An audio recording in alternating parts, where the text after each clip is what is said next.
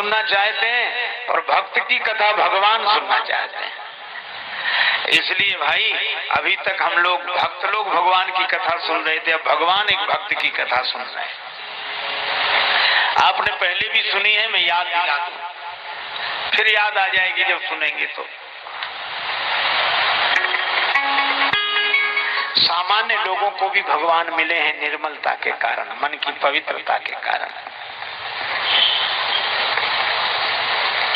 ये हमारे राधे श्याम शिवपुरी से आए हैं, मध्य प्रदेश में है शिवपुरी, और उत्तर प्रदेश में है झांसी, है ना। झांसी परम पूजनीय संत श्री राजेश्वरानंद जी महाराज द्वारा यह सच्ची घटना, जिसमें वो बता रहे हैं कि एक भक्तन ने किस तरीके से भगवान को प्राप्त किया। आइए इस वीडियो को देखें। वीडियो पसंद आए तो चैनल को सब्सक्राइब कीजिए, वीडियो को लाइक कीजिए और ज़्यादा से ज़्यादा कमेंट कीजिएगा। और शिवपुरी के बीच में करैरा एक जगह, करैरा, और उस गांव से गली से अंदर निकलो तो रास्ते में बिहारी जी का मंदिर है। क्या है कंट्री डिलाइट का 4+4 ऑफर, मैं बताता हूँ। अगर आपने 4 दिन मिल्क खरीदा हो तो नेक्स्ट 4 दिन मिल्क फ्री, और ये ऑफर अवेल करना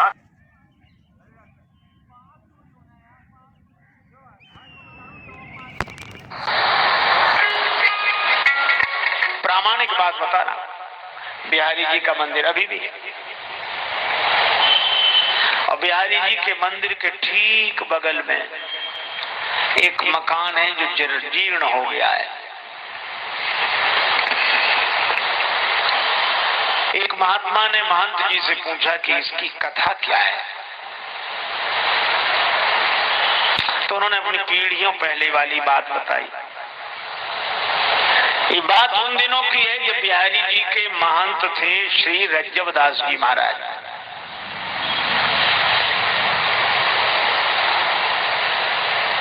और जो ये मकान टूटा फूटा पड़ा है, यहाँ एक दुकान होती थी, यहाँ रहती थी एक गहोई वैश्य की, गहोई वैश्य जाति की महिला, अकेली थी, परिवार में कोई नहीं बचा था। लेकिन वो पुरानी आदत, पकौड़ियां बनावे, तले बीचे। लोग कहते थे क्या करना, पर मकान भी, रुपया भी और रोज व्यापार भी। एक दिन उसने रात्रि को सपना देखा, सपने में देखा कि मैं मर चुकी हूँ, मेरी सारी संपत्ति लोग लूट लूट के ले जा रहे हैं। उसको लगा सवेरे जागने पर कि कहीं ऐसा ही ना हो, क्योंकि मेरा कोई है ही नहीं, अब मेरे बाद भी कोई नहीं, तो लोग लूट रहे हैं, ये तो ठीक नहीं। तो उसने गहोई वैश्य के लोगों से सलाह करके अपनी पूरी की पूरी संपत्ति श्री बिहारी जी के नाम कर दी और दुकानदारी छोड़ दी, भगवान के मंदिर में रहने लगी। श्री कृष्ण गोविंद हरे मुरारे। जो हाथ बेसन में सने रहते थे वो ताली बजाते, जो आंखें ग्राहकों की प्रतीक्षा करती हुई आंखें भगवान श्री कृष्ण को देखती, बिहारी जी को देखती, जिंदगी बदल गई। महंत जी मितव्ययी थे, वो ऐसे ही बहुत हाथ बंद करके रखे। एक दिन देखा तो दूध पी रही थी वो, शाम को महंत जी ने दूध दिया गिलास में, तो दूध पी रही थी, कुटकुटाए। महंत जी बोले तू कुटकुटाती क्या है ये दूध में? बोले महाराज आप इसमें मेवा ज्यादा डाल देते हो। महंत ने सोचा हम और मेवा डाल, हम चीनी डाल देते यही बहुत है, मेवा। माथा ठनका। दूसरे दिन देखा वो दोपहर को दाल परोसी गई तो दाल में घी तैरता दिखाई दे। महात्मा बोले ये कहां से आया? महाराज आप ही तो लाते हो दाल में घी। उनको लगा थाली में घी होना पहले से होना, हम तो डालते ही नहीं। अब महाराज घी बढ़ता जाए, दाल में रोज मेवा बढ़ते चले जाए। एक दिन पुजारी महंत जी जब आरती करे तो उन्होंने देखा कि भगवान बिहारी जी के जो बागा उन्होंने पहना उसकी बाह पर आगे घी लगा है। सोचा आरती वगैरह से लग गया होगा, धोकर दूसरा वस्त्र बदल दिया। लेकिन दूसरे दिन देखा भगवान के दोनों कर कमल घी में सने। अरे इनके हाथ में घी कैसे लगा, अब समझ गए। उस देवी को सब भक्तिन बोलते थे, मंदिर में रह रही थी। महात्मा ने कहा ये भक्तिन को यही देते हैं घी भर भर के। तो उन्होंने भगवान से प्रार्थना की महंत जी ने कि द्वापर के छलिया अवलों तेरी, ये छैल पने की छछोरी न छुटी।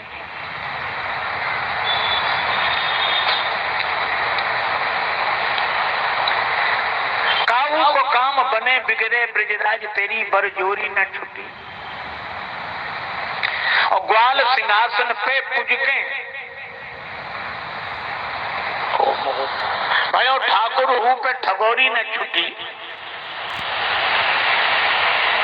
आज यही बिनमो कर जोर ब्रजराज, तेरी यह चोरी न छुटी।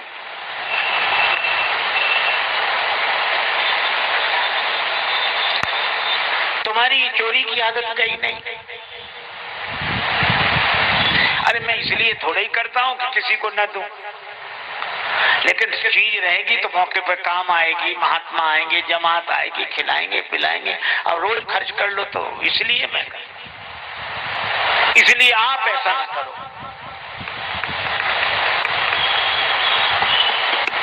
आप भक्तिन का पक्ष मत लो। पर बिहारी जी कुछ नहीं बोले, सुनते रहे, लेकिन भक्तिन के लिए उसी तरह की, उसी तरह मेवा। महंत जी जो जमा कर करके रखे तो डिब्बे खाली होने लगे। अब जब भगवान ने भी प्रार्थना नहीं सुनी तो महंत जी को भगवान पर ही क्रोध आ गया। भक्तिन पर तो आया ही क्रोध। उन्होंने सोचा इसे निकालना चाहिए, इसे निकालो मंदिर से। लेकिन महंत जी ने सोचा कि इसको निकालें कैसे, कोई लांछन हो, आरोप हो तब तो निकालें। तो महंत जी ने एक दिन निश्चय किया, बस हो बैठ गए दरवाजे पे माला लेके, और उस रास्ते से जितनी महिलाएं पुरुष निकले। तुम्हें पता है क्या भक्तिन? हाँ क्या हुआ? अरे भक्तिन ने, नहीं महाराज बताओ। भक्तिन ने एक आदमी रख लिया है। आदमी रख लिया? ऐसी बात है तो बड़ी जल्दी फैलती। आदमी रख लिया इसने? पूरे में अल्लाह। पहले रहती थी, अब मंदिर में रह रही है, माल खाती है, कहाँ कुछ काम तो है नहीं, बुद्धि बिगड़ गई होगी। पूरे गांव में चर्चा हो गई।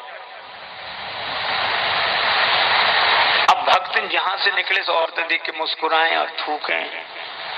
क्या? हाँ, हमसे क्या पूछते हो? पूछो, तुमने आदमी रख लिया है कोई, और उससे तुम्हारे नाजायज संबंध है?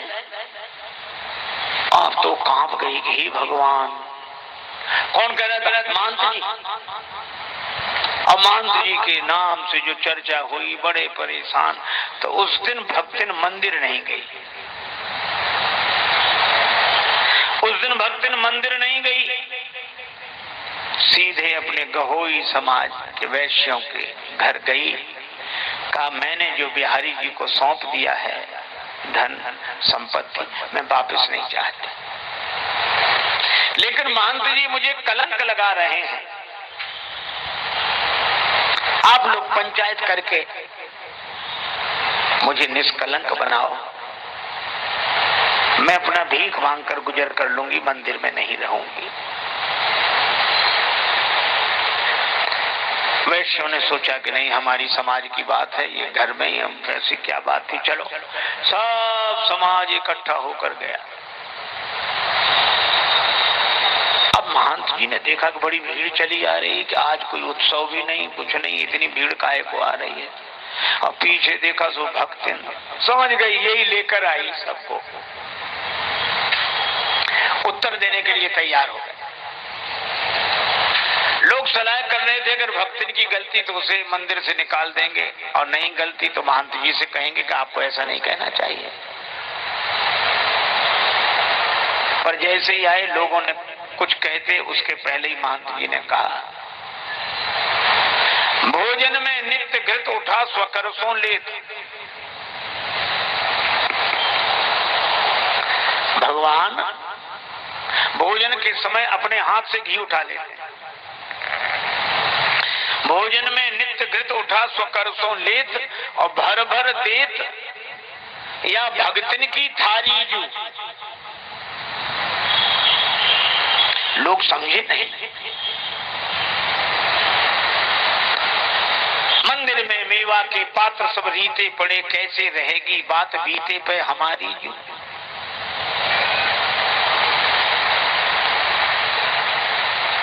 भोजन में घी उठा उठा के इसकी थाली में परस देते हैं।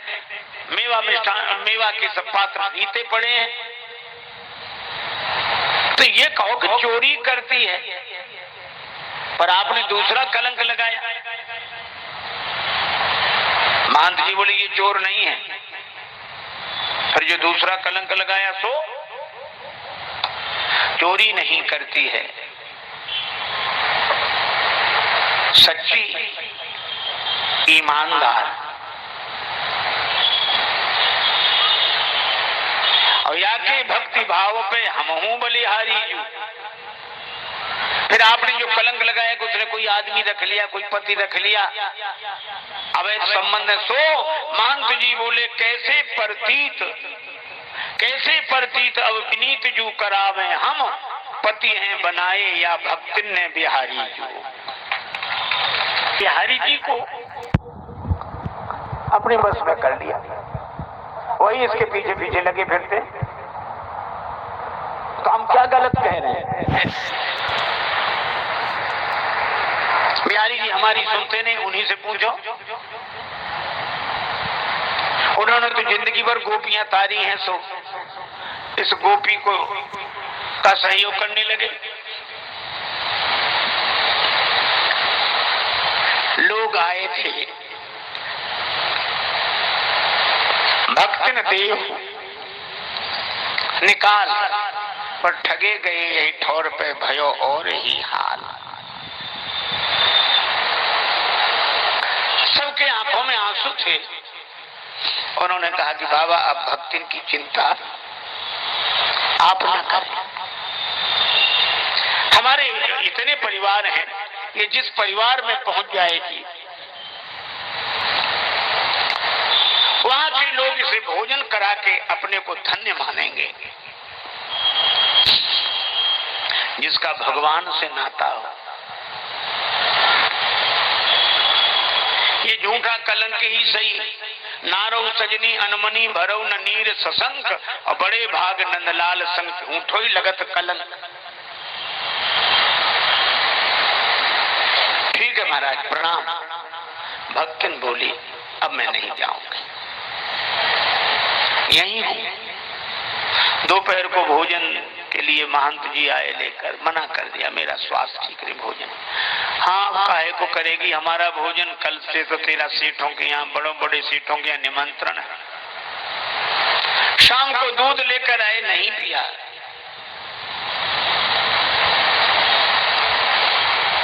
महंत जी अपने कमरे में रात्रि के समय, नींद नहीं आई, भक्तिन रोती रही।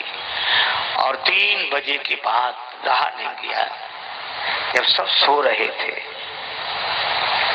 भगवान के मंदिर के सामने ड्योढ़ी पर सिर रखकर आंसू बहाकर उसने कहा,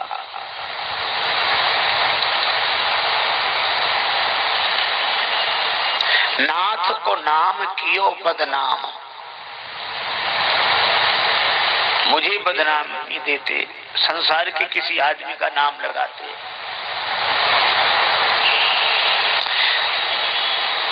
नाथ को नाम कियो बदनाम, विरागिन सोन विवाद बढ़ा। और आपके हाथ से पाए प्रसाद, कहा अब और के हाथ से पाऊं। आपके हाथ से प्रसाद मिला, अब क्या किसी के हाथ से पाना।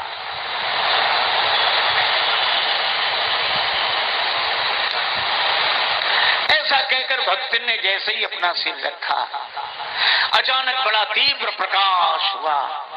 गड़गड़ाहट के साथ मंदिर के पट खुल गए, सभी लोग जागे, क्या हुआ क्या हुआ। महंत जी भी रोते रोते, सब लोग, सबने देखा भक्तिन के प्राण बिहारी जी के चरणों में लीन हो गए थे।